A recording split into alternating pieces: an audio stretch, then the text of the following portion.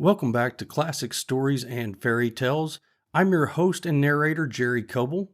and we are continuing in the book The Life and Adventures of Robinson Crusoe by Daniel Defoe. And today we're reading Chapter 8, Surveys His Position. I mentioned before that I had a great mind to see the whole island, and that I had traveled up the brook and so on to where I built my bower, and where I had an opening quite to the sea, on the other side of the island. I now resolved to travel quite across the seashore on that side, so taking my gun, a hatchet, and my dog, and a large quantity of powder and shot than usual, with 2 biscuit cakes and a great bunch of raisins in my pouch for my store, I began my journey. When I had passed the vale where my bower stood, as above, I came within view of the sea to the west, and it being a very clear day, I fairly described land, whether an island or a continent I could not tell, but it lay very high, extending from the west to the west-southwest, at a very great distance. By my guess, it could not be less than 15 or 20 leagues off. I could not tell what part of the world this might be, otherwise than that I knew it must be part of America, and, as I concluded by all my observations, must be near the Spanish dominions, and perhaps was all inhabited by savages, where, if I had landed, I had been in a worse condition than I was now, and therefore I acquiesced in the dispositions of Providence, which I began now to own and to believe ordered everything for the best. I say I quieted my mind with this, and left off afflicting myself with fruitless wishes of being there. Besides, after some thought upon this affair, I considered that if this land was the Spanish coast, I should certainly, one time or other,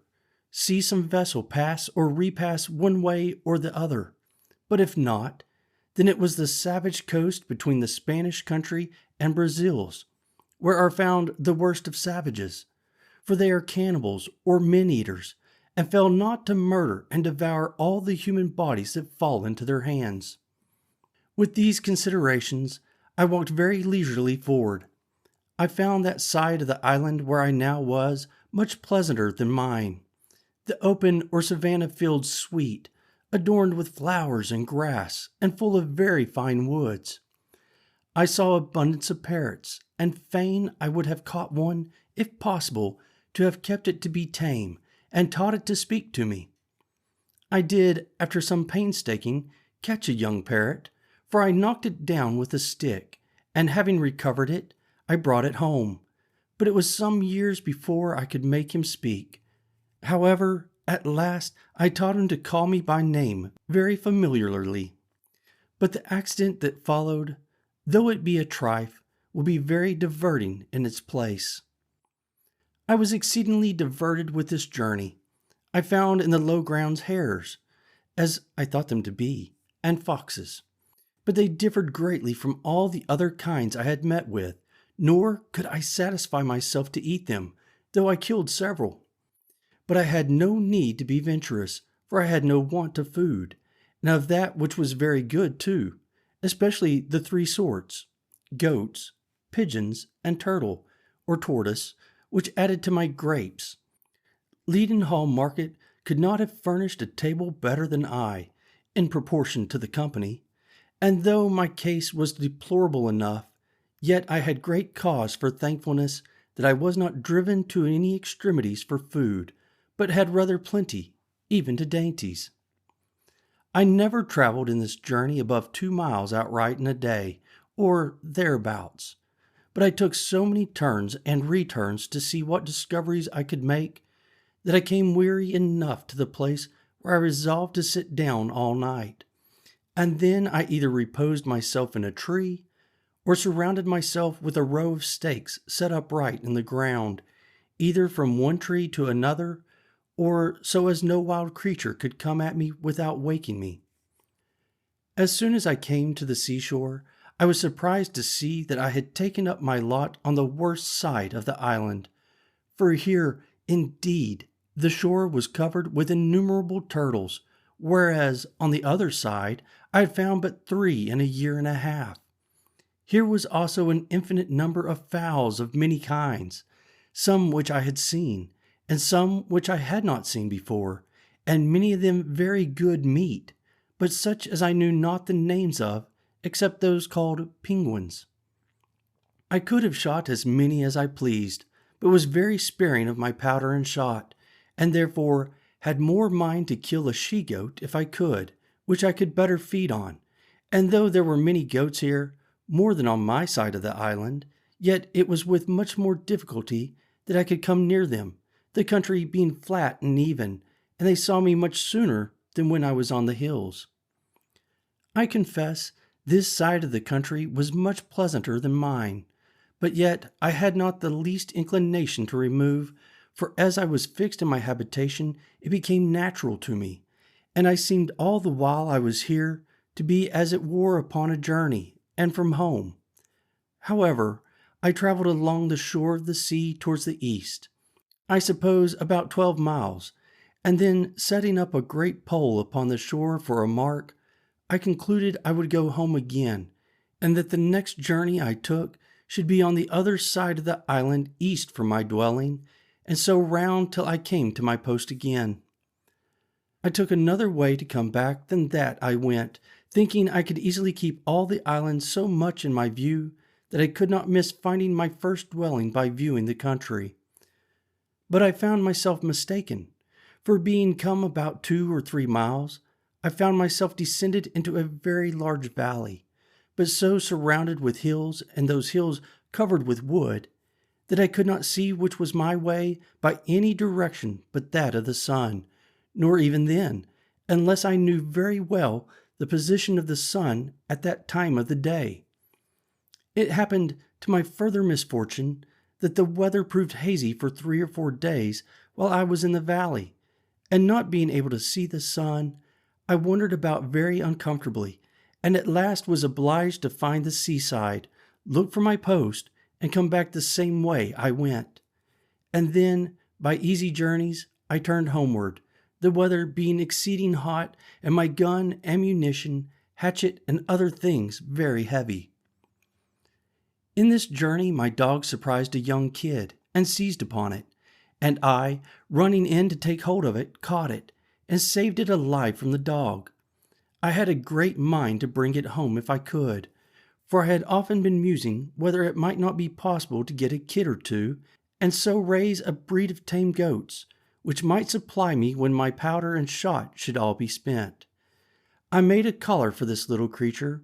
and with the string, which I made of some rope yarn, which I always carried about me, I led him along, though with some difficulty,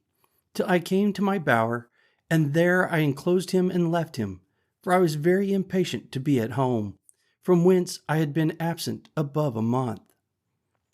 I cannot express what a satisfaction it was to me to come into my old hutch and lie down in my hammock bed.